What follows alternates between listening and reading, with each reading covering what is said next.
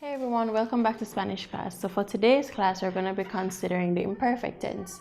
Now the imperfect tense is slightly similar to what the preterite tense was.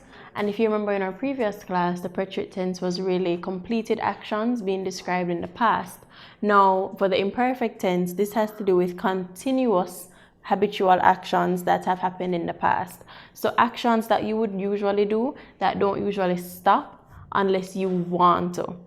Now, different uses of the imperfect tense would be habitual actions, of course, if we're describing the time or date, someone's age, description of different characteristics of someone's feelings, and also weather conditions or conditions overall.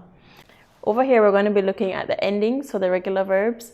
And of course, we're going to remove the stems, which would be AR, ER, and IR, and just add the respective endings that we see. Now, for the ya form, for AR, we're going to be removing the AR and we're going to add ABA. So it's going to be ablaba. And for the ER and IR, it would be IA. So for comer, it would be comia, and beber, it would be bebia. Now, ER and IR, they carry the very same endings as they do in the preterite tense. And as we move forward in the other tenses, you'll realize that it remains the same too. Now, for the to form, it would be ablabas, comias, and bebias. So the AS stays the same. So we can think of it as being plural.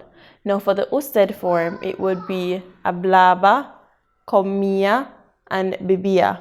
And for the L and L, the singular first person, it would still be the same as the ya form, which is the ABA, ablaba, comia, bebia. Now for the nosotros, it would be hablamos.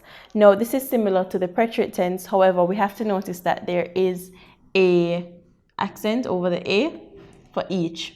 And for the ustedes, which is the plural from third person, it would be hablaron.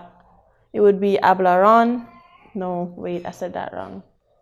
For the plural, third person, ustedes, and ellos and ellas, it would be hablaban. So an for the AR verbs and accentuated I, and an for the ER and IR verbs. Now, let's use an example. We're going to be using the imperfect tense to describe a condition, a weather condition. We're going to use the verb hacer because this is the verb that we rely on when we want to talk about the weather. Now, hacía calor esta noche, it was hot that night. So it was continuously hot in the night, in a specific night. So hacía calor esa noche, of course, would be using the usted or the L or A form of the ER verb. So we would simply take off the ER and add the accentuated I and the A to make our sentence have sense. So this is all we need to know for the imperfect tense.